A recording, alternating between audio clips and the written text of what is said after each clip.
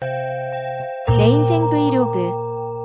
내 인생 맛집을 찾아서, 내 인생 토스트집을 찾아가고, 내 인생 여행을 준비를 하고, 가족들과 행복한 시간을 보내고, 나에게 그리고 우리에게 매일매일이 행복으로 기억되는 날들이 이어지길. 나의 다큐멘터리. 어느 행복한 날에.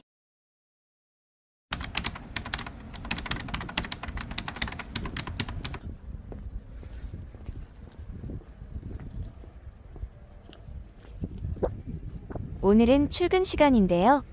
지하철을 타고 출근을 하려고 합니다. 걸어가는 것보다는 조금 늦게 가도 되겠지만 첫 차 시간에 맞춰서 한번 가보겠습니다.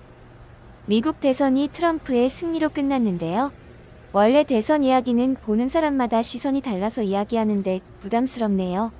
얼마 전 사회자 메건 켈리가 트럼프에게 공격적인 질문을 던졌습니다. 당신은 싫어하는 여자들을 이렇게 불렀어요.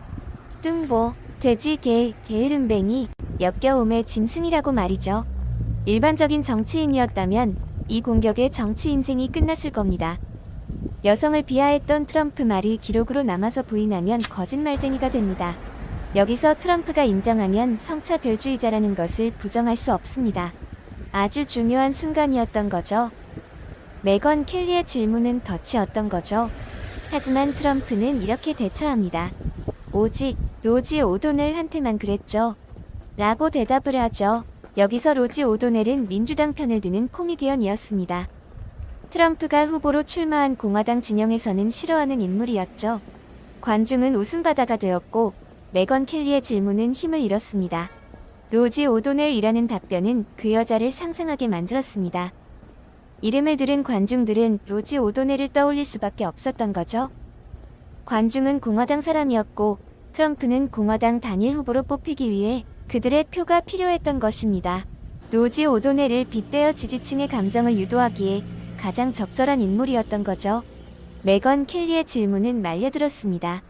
다시 말해보는데요. 공식적으로 말하자면 로지 오도넬 뿐만이 아니었죠. 자제력을 찾은 메건 켈리 사회자는 본래 질문을 던집니다. 그렇게 성질 부리는 것이 대통령 후보로서 할 일인가요? 란 질문을 던지게 되죠. 그리고 민주당 후보인 힐러리 클린턴은 당신이 여자에 대한 전쟁을 벌이고 있다고 했는데요. 이에 대해 어떻게 생각하시나요? 란 질문을 하게 됩니다. 트럼프는 이렇게 말합니다. 제 생각에는 이 나라의 문제는 정치적 올바름을 지키려 한다는 것입니다. 사람들은 열광하죠. 그리고 마지막으로 한 방을 날립니다. 많은 사람들이 이것 때문에 저에게 뭐라고 하는데요. 하지만 솔직히 저는 정치적 올바름에 쓸 시간이 없습니다. 라고 말이죠. 그리고 솔직히 말해보죠. 우리 국가도 그럴 시간이 없습니다. 우리 국가는 큰 위기에 빠져 있습니다. 우리는 더 이상 이기고 있지 않습니다. 우리는 중국에도 지고 있고 멕시코한테도 지고 있어요. 국경과 무역 문제에서 말이죠. 우리는 모두한테 지고 있다고요. 라고 말하는 우위 전략을 사용했습니다. 사람들은 모두 열광을 하게 됩니다. 정치적 올바름보다 더 중요한 것이 있다. 그건 미국이 겪고 있는 위기다. 미국의 생존이 더 중요하다고 말하면서 사회자의 질문을 하찮은 것으로 만들어버렸습니다. 정치적 올바름은 분명 중요합니다.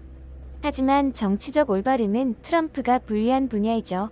그래서 트럼프는 더 큰 차원의 문제를 꺼내들었던 것입니다. 이것을 우리는 우위 전략이라고 부르죠. 이 토론으로 트럼프는 공화당의 유력 후보로 떠올랐습니다.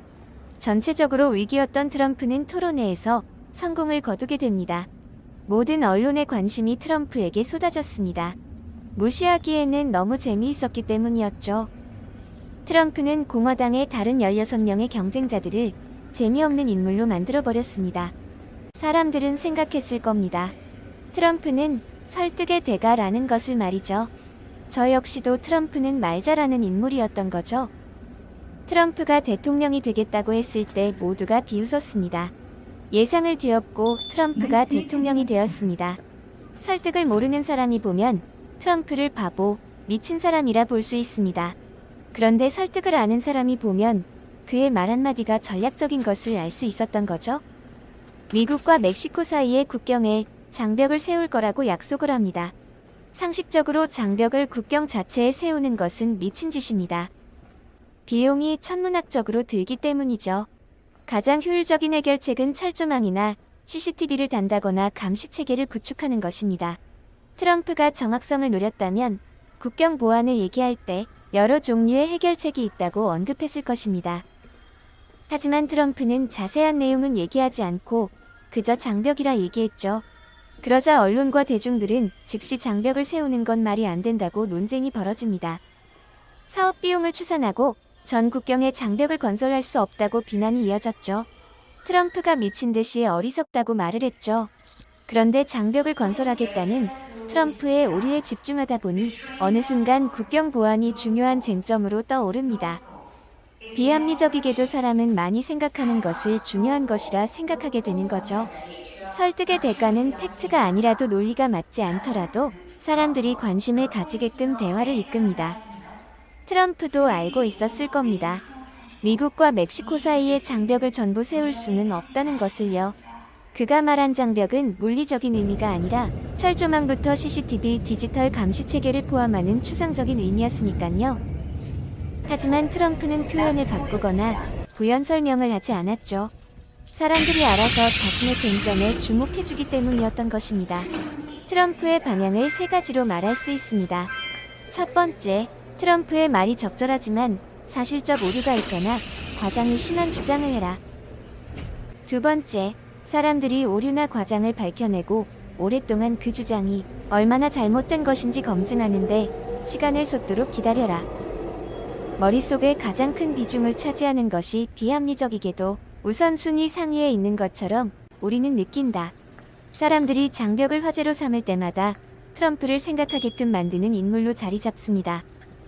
사람들은 트럼프를 꼰대, 멍청한 바보라고 불렀지만 그가 국경과 국가 보안을 중시한다는 이미지가 점점 굳게 남았습니다.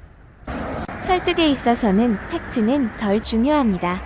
중요한 건 상대의 머릿속에 무엇을 남기는가이죠. 트럼프는 대통령이 되고 나서 자신의 정책에 있어서는 방향은 유지하면서 강도는 낮췄습니다. 장벽은 본보기로 살짝 세웠을 뿐이죠. 오늘은 말한 것을 정리하자면 우위 전략 이것만 알고 가도 여러분의 설득 실력은 한 차원 높일 수 있을 것입니다. 트럼프가 정치적 올바름을 건너뛰고 국가의 생존을 얘기했던 것처럼요. 시청해주셔서 감사합니다. 그럼 다음에 또 뵙죠.